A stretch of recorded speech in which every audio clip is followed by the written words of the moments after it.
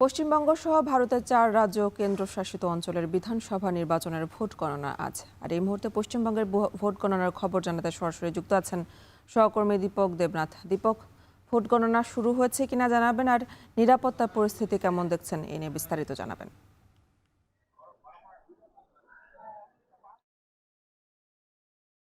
আটোসাটো করা হয়েছে। স্থানীয় সময় সকাল 8টা থেকে শুরু হয়েছে। মিনিট দুয়েক সময় হয়েছে। প্রথমে পোস্টাল ব্যালটের গণনা শুরু হবে। অলরেডি শুরু হয়ে গেছে এবং এই পোস্টাল ব্যালটের যে গণনা, সেই গণনা শেষ হলে কিন্তু ইভিএম অর্থাৎ ইলেকট্রনিক ভোটিং মেশিন, যেখানে ভোট দান করা হয়েছে, সেটি খোলা হবে এবং সেটির মধ্যে দিয়ে গণনা শুরু হবে। প্রথম আধ ঘন্টা থেকে পৌনে 1 ঘন্টা বা 1 ঘন্টা সেটি কিন্তু পোস্টাল ব্যালটের গণনা চলবে। ইতিমধ্যে শুরু হয়ে গেছে, যেটা বলছিলাম 2 মিনিট হয়েছে। এবং আমি এই মুহূর্তে একটি পশ্চিমবঙ্গের যে 77টি গণনা কেন্দ্র আছে তার মধ্যে একটি হচ্ছে এই গুরু নানক ডেন্টাল কলেজ, তার সামনেই আমরা দাঁড়িয়ে রয়েছি এবং এখানে টাইট সিকিউরিটি। যারা বৈধ পরিচয়পত্র নিয়ে আসছেন তাদেরকে কিন্তু এই যে গণনা কেন্দ্র, সেই গণনা কেন্দ্রের মধ্যে অ্যালাউ করা হচ্ছে, তাদেরকে অনুমতি দেওয়া হচ্ছে। এছাড়া কিন্তু বহিরাগত কাউকেই কিন্তু দেওয়া হচ্ছে না। এরকম এর যে 100 মিটার যে দূরত্ব, সেই দূরত্ব থেকেই কিন্তু একটা নিরাপত্তার একটা বেষ্টনী করে দেওয়া হচ্ছে। সেখান থেকে কিন্তু বেশ কয়েকটি ধাপ পেরিয়ে তারপরে কিন্তু যারা ভোট কর্মী আছে, যারা নির্বাচনী এজেন্ট আছেন, প্রার্থী আছেন, যারা সংবাদ মাধ্যমের কর্মী আছেন, তাদেরকে কিন্তু ঢুকতে হচ্ছে। শুধু এখানকার নয়, গোটা পশ্চিমবঙ্গের চিত্রই কিন্তু একরকম।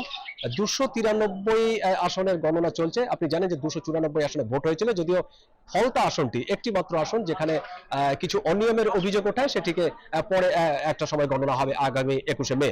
কিন্তু যে 293টা গণনা আসনের যে গণনা হচ্ছে, সেটি 77টা কেন্দ্র হচ্ছে, তার মধ্যে একটি হচ্ছে এই ভবানীপুর।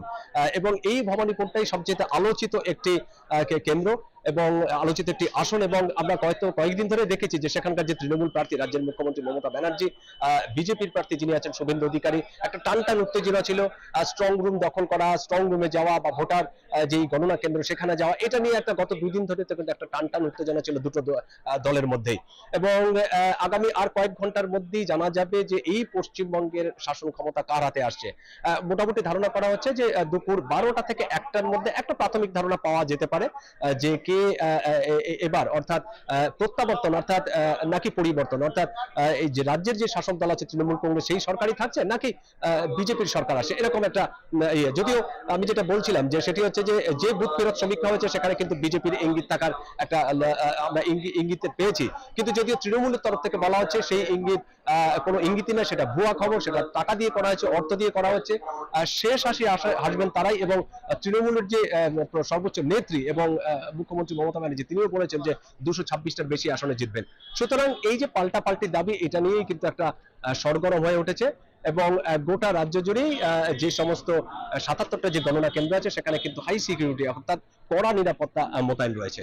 অ্যানি, বিধানসভা নির্বাচনের ভোট গণনা আজ, সে খবরে জানাচ্ছিলেন সহকর্মী দীপক দেবনাথ।